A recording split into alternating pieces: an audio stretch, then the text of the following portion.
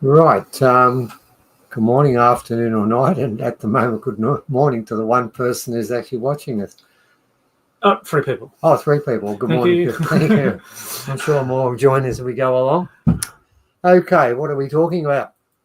Well, I've started writing articles again, haven't I, Evan? You have. I haven't written one this year. Evan pointed out to me. I've started writing up some articles. I've got one that's going to go up in a couple of days, and So we'll be back for that.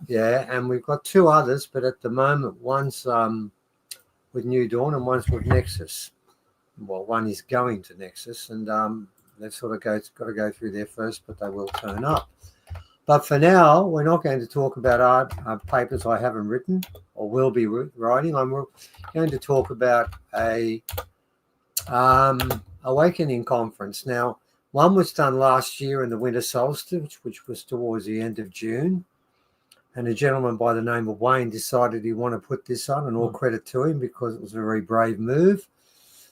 And we're going to continue with it. He wants to do more, which we're quite impressed with. And it's going to be a sort of 3-night, 2-day event, isn't it? I think it's something like that. Yeah. Well, it's on Friday night.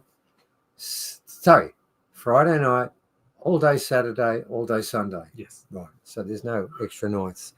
Now, first of all, what is it about? Well, the first one was like just basically an introduction. This one has a specific theme. It's called Old Days and New Ways. And as most people who are listening to this and those who join in later will be aware, in 2020, we were at Uluru. There was a ceremony that took place there. And we are absolutely of the conviction that the ceremony was successful and there will be a change that's taking place on this planet. Having said that, some of that we got wrong, didn't we, Evan?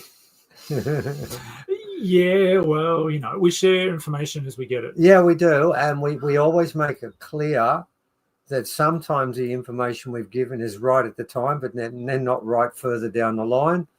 And this is certainly one of those occasions. Now, what we do know for certain is that the Earth is going to change. It's going to ascend, and humans don't have a right of tenure simply because you're here. You have to earn it. Evan has read, and we've spoken often about the Hopi prophecies telling us we've got to learn the old teachings. Well, what these conferences are going to be about is how do you get yourself prepared and be part of this change? And that's why it's changed a fair bit. The first one was very much a matter of different original people mainly speaking, wasn't it, Evan? Yes. This one isn't. Yeah, Trudy Roberts will be there as she was before. And we'll be talking about original stuff, and that's the old ways. But the new ways, we've got people who are going to be talking about, well, let's do medicine. We're going to be having one person talking about their experiences with medicinal cannabis, and another person is an academic, Evan, which is a bit of a surprise, isn't it? Oh, that's a bit different. Yeah, I work for the CSIRO, I believe. And he's going to be talking about psilocybins, which is the new area of interest that mainstream have with illegal drugs. To begin with, as we all know, marijuana is still illegal, right? It's still a criminal offense to have the damn stuff. Unless you have a prescription now. Yes, but if you're driving when you got the prescription, what happens when you're driving? Bad. You broke the law. Yeah. So don't tell me it's legal. I mean, if someone else takes Panadol, right, and they get in the car, they don't get arrested for taking the Panadol, do they? No. But in this case, you can. So it's like 1 step, 2 steps forwards, 1 step backwards. We're going to have another pair. It's Peter and Donna, who we know quite well, don't we, Evan? Yes. And they're going to be talking about common law. Now, I've got to be honest, I don't know a lot about it. But what I can tell you is Peter would be one of the most committed people to common law, and his knowledge of the law and how it works is quite amazing. It's way outside my pay scale. And what we're trying to do there is this. I want to refer back to the late 60s, of which I was very much an active part of. And there was a group of people living in Sydney who decided that society was falling apart. It was broken. It was greedy. It didn't care, and it would never serve people properly. That sounds vaguely familiar. Well, they said this, and they were called, you ready for this word because it's a derogatory term, they were called hippies, right? Yes. And as we all know, when you want to disqualify a hippie from having any rights, you say, well, why don't they have a job? Why are they protesting at Terania Creek? Look at the length of their hair. Yes, all those things are done. And people pass judgment. Always when someone has a point of issue that's worth listening to, the people who don't want to hear the issue don't listen to it, but they look at the person and pass comments on that person. Yeah, but it's always personal appearance. Yes, it is. It's got nothing to do with what they're talking about. No. Anyway, in the late 60s, they decided the society wasn't right and they were going to set something up. Now, I'm going to give the hippies credit. They were right. Society doesn't serve us. It never did. And it's got much worse. So in that respect, they were right. But in one respect, they were wrong. They walked away from something that was wrong, but they never walked towards a different structure. And what we've sort of figured is what our role should be now is, yeah, well, look, we'll put up about a 20-minute video, and we put this up each time, of proof that ceremony, that's empirical proof that ceremony actually took place and was successful. Past that point, our main role, and ours has changed a bit, ladies and gentlemen, because after promising and vowing to people I was never going to do any more archaeology, because I'm too old for it, it didn't happen, did it? We've got more archaeology that's turned up, and there'll be some new things we'll be including in this, and some are actually on the drawing board right now. One I'm trying to negotiate. I know that Duncan Rose wants to put an article up about the work we've done in Tasmania, but if I can get the elders to agree to it, we will put it up and I will talk about it. But there is one thing we will be doing that adds towards people preparing for this change. And we've been dealing with this for a few years now, haven't we? The first language. What's it called? Murray Gowalda. Murray Gowalda. It was transcribed by Eliza Hamilton Dunlop. In the 1830s? In the 1830s. Mm-hmm. She was told all the secrets, and for years and years and years could not find it. No. But I found it. We did, yes. You found her writing and we found Slater's writing. The important part is we then found her writing with the words. Now, here's the part we found interesting.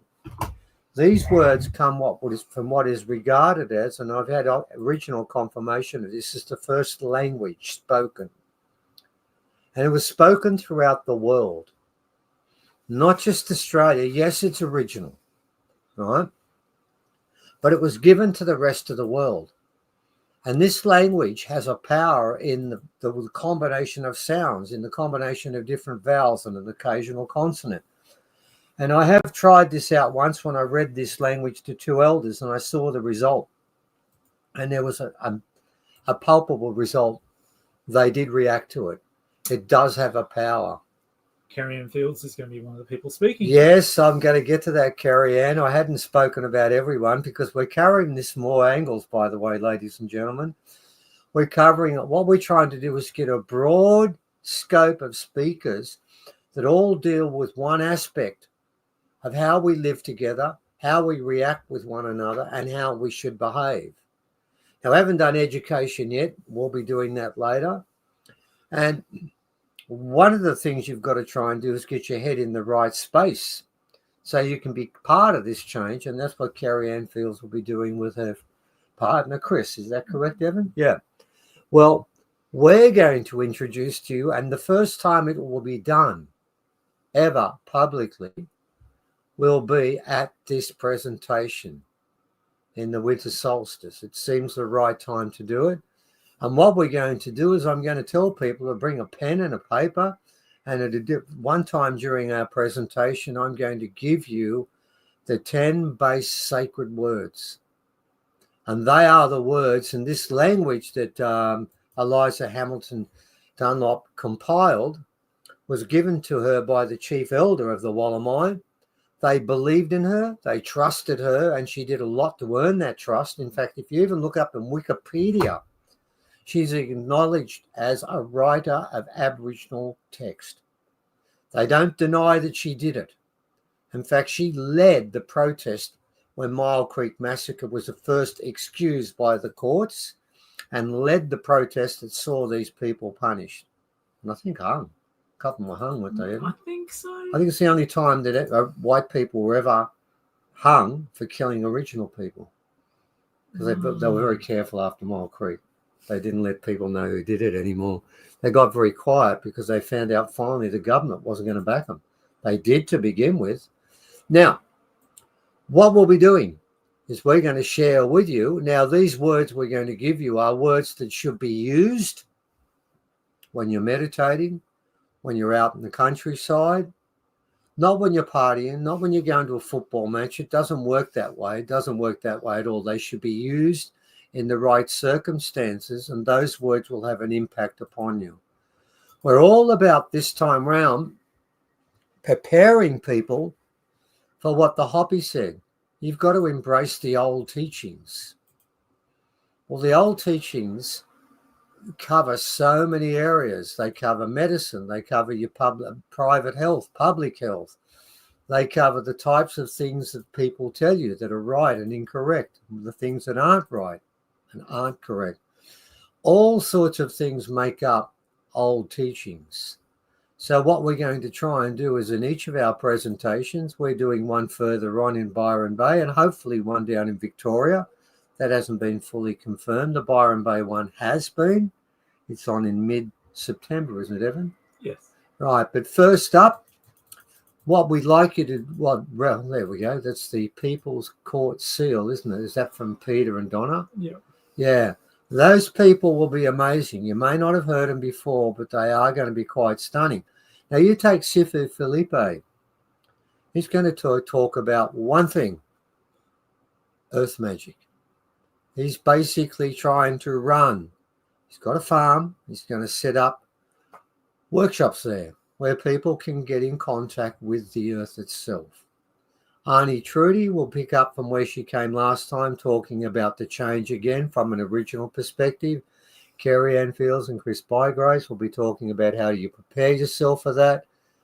My wife will be talking about the fact that she survived the worst cancer on the planet that no one has ever survived, solely through the use of medicinal cannabis. And we'll take you through the process there, where both the Sydney Morning Herald and the ABC contacted us, and we're going to cover what happened to Del, because she has empirical proof that medicinal cannabis can cure cancer.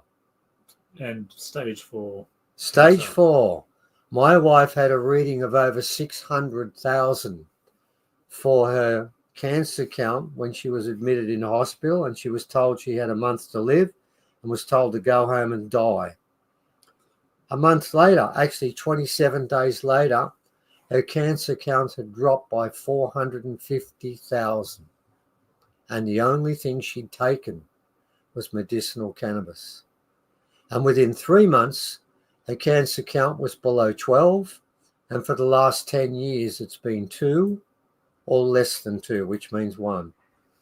And that's been her cancer count ever since. And we'll take you through the full process of how that happened, how mainstream tried to block it, and how they didn't succeed. So the whole of this, the 2 days, and I'm sorry, 1 night and 2 days, is all about the change and how you can prepare yourself for it. Now, the things I want you to appreciate and understand is, number 1, we have to get people there from all over the place. We've got to book the place and all sorts of things, and there is a cost. Some people think we should put this on for free, don't they, Evan? I don't know what planet they live on, but it's not planet Earth when the whole thing works. I could have sighed louder then, but... yeah, I know. Yeah. It's unbelievable. I mean, everyone's got to drive there, and then we pay their expenses are paid. There's a food allowance there. Got to rent the hall out. That costs money. I've got to put ads in Nexus and New Dawn. Well, that costs money. Well, they figure that we should pay for all of that ourselves and do it for nothing. Can't happen. What I can tell you is this. We do know of many other conferences that have been put on, and, you know, they charge money, all of them, don't they? But for a 3-day conference in other places, it'd be $1,500. So, yeah, here we go. I've got the prices up here. Yeah. So your general admission is $250. Concession, yeah, $225. Now, if you want to camp, it gives you a couple of nights camping. That's 2 nights camping. That's $34 a night. Yep. And then there's your last night.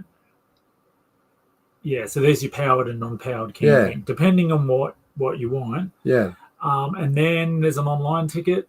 So if you can't make it, you can watch it online. And then you've got, if you just want to come one day, you've got that option too, and that's a bit cheaper too. So what we're trying to do is not to make a massive profit, but to make it as cheap as is humanly possible. I mean, these prices of $225 in concession, you will not pay 1/6 of that. It'll be more than 1/6 times that anywhere else.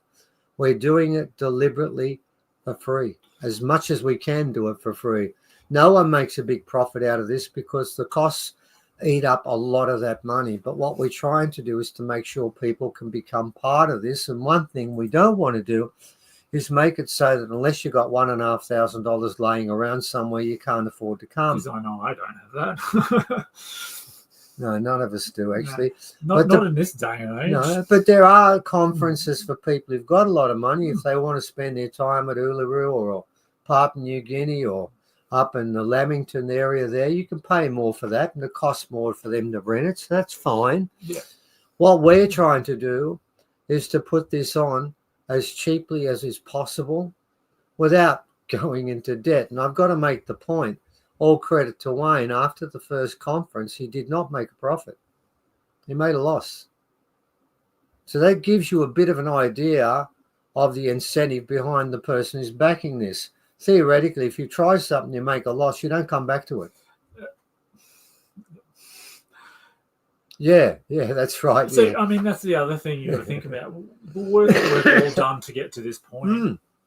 Well, there's a good example there, Carrie Ann. You're right about this. Quite recently, I went down to Tasmania. I was invited by the elders, and I couldn't get down for quite some time, and they waited 10 months for me to come because they weren't going to show this site to anyone else. Well, I went down. But which university or government paid for the price to get down there, for the motel, for the food, for the flights? You know who paid for it? We did. No one else. We had to. So when we go to a site anywhere and put on any presentation, we're not sponsored.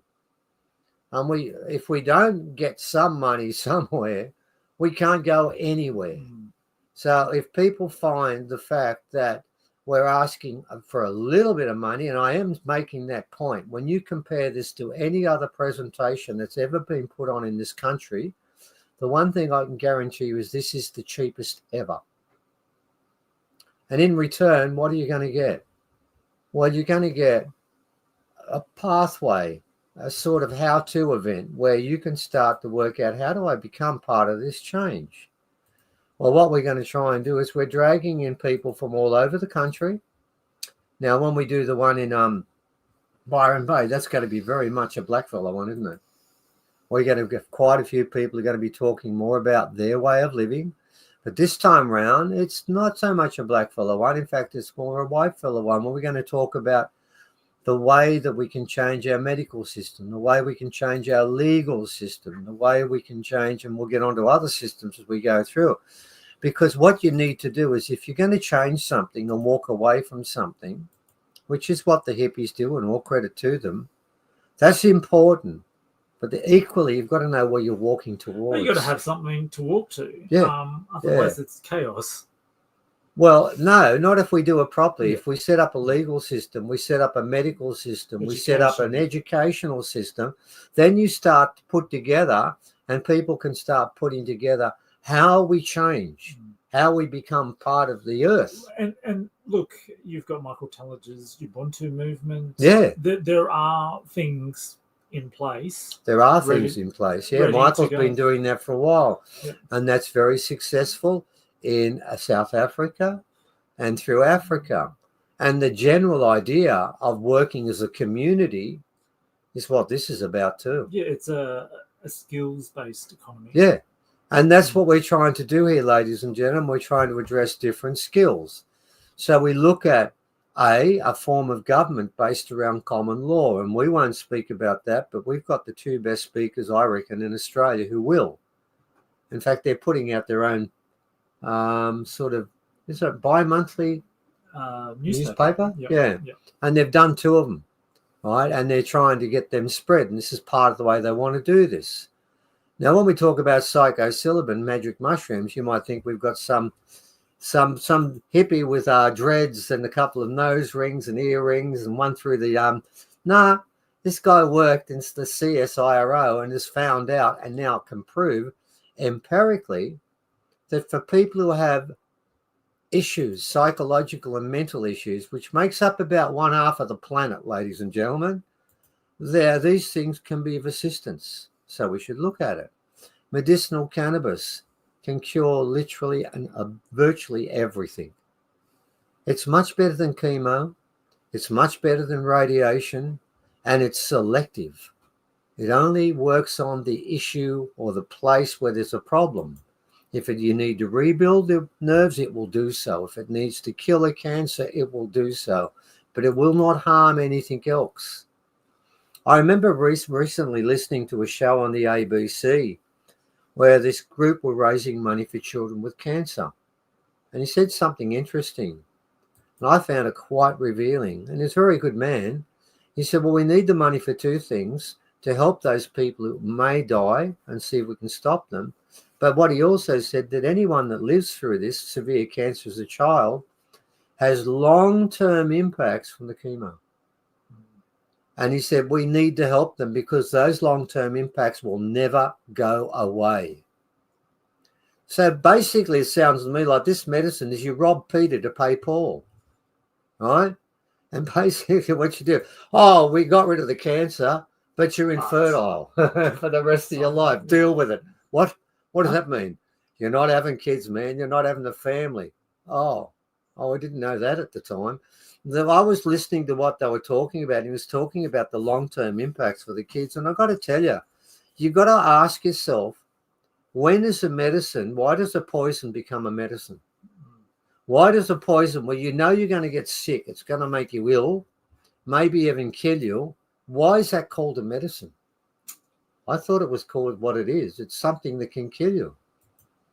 So, ladies and gentlemen, we're doing a talk about basically something that's taking place. Now, if you're not in Australia, you can watch online. You can watch it online. And what is it, $50 a day? Yep. Yeah, you miss out on some things, but if you can't get there, it's the next best. But if you're in Australia, well, you know, if you can get to Brisbane, you're nearly there. Well, you're not quite there. It's a bit. Bundaberg does have an airport. Bundaberg does have an airport, yeah. And there are a few other hubs nearby: Brisbane, Sunshine Coast. So you can. Sunshine Coast is pretty close. It's about an hour and a half, 2 hours away. Yep. So yeah, think about it if you want to come along. The one thing I can guarantee you is that if you went to the first one, 95% of what will be said this time you haven't heard. We are locked into a 20 minutes of proof that the ceremony at Uluru with the magic box was real, because we have to set that empirical base before we start to set out a structure on how we're going to live when the planet changes. Because I can tell you now, we will not be allowed to live like we are now. In fact, if we are living like that when the change comes, I've got to say the truth here, haven't I? We go. That's the rule. We've been told that, and we'll talk more about that on these days. But what we've been told, it's probably a bit worse than what we thought, isn't it? Yep. We had this assumption that if we got about 10% of the world on side, that would do it, wouldn't it? No, it's not like that. We sink or swim as a group. There are what they say about 2% of the population that will not be staying because they're just beyond hope. Oh, I wonder who they might be. Oh, I think we could drop some names right now and we'd be pretty close to I think most of our listeners today would have a pretty You good can bet. fill that in and put in the right names, ladies and gentlemen. But what scares me is that for this to work and for humans to stay, the great majority of us have to evolve. Now, that is a huge concern at the moment. I would say around 5-8% of the population are aware and evolved. Well, you're going to multiply that by a fair bit, haven't you? A bloody lot. So, and also we've been given more time for the change to take place. And I'm aware a lot of people are running around saying the change is going to be at different times. And we've heard lots of dates, haven't we, Evan? We were told November last year was definitely it, wasn't it?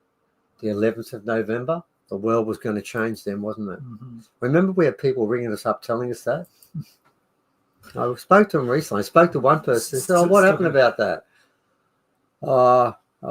Oh, well, yeah, no, it didn't happen. Oh, but didn't you tell me there was going to be an earlier one in June? And didn't you tell me there was going to be one earlier in the year again? And all these ones never happen. The danger with that is if people run around saying the change is coming any day now, that is a self-fulfilling mistake. Because if it doesn't come after a period of time, people don't think, oh, this is another Y2K bit of rubbish. Nothing's going to happen here. They're talking garbage. Well, we say the change is decades away, and most other people say it's this year or a couple of months from now or next year. It's going to be soon. We've been hearing that for the last 4 years, haven't we, Evan? Every time. No, this one we do, the one we're going to do at Bundaberg, we'll set all that out in detail, and then what we're going to try and do with our presentations is explain to us how we become part of it. And our contribution is to start putting out, and hopefully by then I might have the book out that goes with this. Yeah, I might have finished the book that I've been working on for 2 years. Yeah, there's that one too. So we've got a couple we're working on. That's one of the reasons why we got held up with putting articles up. But that's part of an excuse, not the full excuse. Yeah. Well, look, we will see you all in a few days because we'll have a new article up. Yep. And yeah. So, in the meantime, it's on the winter solstice, which is around the 20th, 21st or 22nd of June, which is about 3 months away. $250 top price. That's if you're not in concession. If you're concession, we bring it down by 10% to $225. Now, honestly, ladies and gentlemen, if you are not getting a lot of money, maybe you're on the Dole Social Security pension. I make no comments about that because I certainly wouldn't. I'm on an old age pension myself, so I'm not criticizing it. If you put aside 20 minutes at $20 per check and 10 checks, you've basically got your money. 11 checks, $220, just $20. It's not hard to save that money up. And we did it that way. Why did we choose Bundaberg? Why did we choose Bundaberg? Well, there's two reasons. The first one is we did the first one there. The way it works out, yeah, it's a bit remote. I've got to be honest about that. But we have the whole area, don't we? Yeah. And basically it's just us. And we were in 100 acres and it's just us there. There's no one else there. We're away from the whole town, although we're on the edge of town, aren't we? Yeah, quite near the airport, actually. Yeah, we're very close to the airport. Like, in fact, the airport's on the other side of the road, isn't it? Mm-hmm. So we're not far away if you're coming that way. But it was chosen for two reasons. Number one, it was at the time Wayne was doing it. It was somewhere convenient. But more importantly, we liaised with the original people there. I made it clear to Wayne at the start, unless they're on side, we're not doing it. Well, they are on side. They were a bit iffy to begin with, but now they're fully on side and they want us to come back. Well, there's a welcome to country smoking ceremony. Yeah, there's going to be a welcome. Logos on the poster from local mobs. Yeah. So it's endorsed. On the Friday, it's going to be the local mob that are going to be meeting us and they're welcoming us to this thing and they're endorsing it. Well, you know, I mean, for that point of view, and because we did it there the first time and it went well, didn't it? Mm-hmm. Yeah. There was about 80, 90 people there and we're hoping to get about 150. And here's the beauty of this. When we get to 150, we close the gates, right? We don't want it to be 300 or 400 people, because then that loses that chance for people to socialize. It becomes a bit too big, doesn't it? When you got 400 people. Well, we've decided that we are lobbying. Now, if we wanted to be greedy, we could let it go to 300 or 400, couldn't we? Yeah. Maybe make a bit of money this time. We're not doing that. We want it to be successful. And we want the people there to feel like that what they heard, what they saw was something private, something personal, and something they can share with others. And that's one of the reasons why we're going to make sure that when we get there, we'll get you to get your pen and piece of paper in case we don't have the book done by then. And we'll give you the 10 base words that are the base words of that language. And then that gives you something to meditate with, something to work with, something to waken up your soul with. That's the whole purpose of this. This language we talk about is purely spiritual. We'll give you the interpretations of what all the words mean. You're allowed to write down as much as you can. And I can tell you now, and I've said this before, we are going to get into trouble. Some of the original people have said, no, you can't do this because it's our language. Well, they're right and they're wrong. Yes, the language was made in Australia. Then it was sent out to the rest of the world. And the whole world was given this language to speak, to keep them spiritual, to keep them locked in, to keep them mystical and keep their magic. Because even the Bible, isn't it? We all speak the same language. Yes. It just says so in the Bible. If you don't believe it, go to the part about the Tower of Babel and it'll tell you before the Tower of Babel, everyone got on well. And after the Tower of Babel, when it fell, we didn't understand what other people were saying. And then becomes mistrust that leads into antagonism, that leads into disagreements, that leads into warfare. So this language belongs to the world. It belongs to the world. And we made the decision, if it belonged to the world before and the world is going back to try and live the way it did when it was living with the planet, then we need the right words to make that connection. And that's why we're giving it up. And we're standing by that because it's a global language. And our elders have told us, yes, we gave it to the rest of the planet.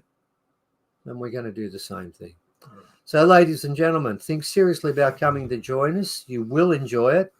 The people that went there did. What we'll be giving you is a variety of speakers. No two speakers will speak about the same content, but all of us have the same overriding sort of theme behind it. But we'll do different aspects of it, being health, being it earth meditation, earth magic, and Kerry Ann Fields and Chris and Sifu will be dealing with that part, won't they? Mm-hmm. We deal all with that. Come along. It's worthwhile joining us and having a good time. All right. See you all very soon. Okay. See you later. Bye. All right.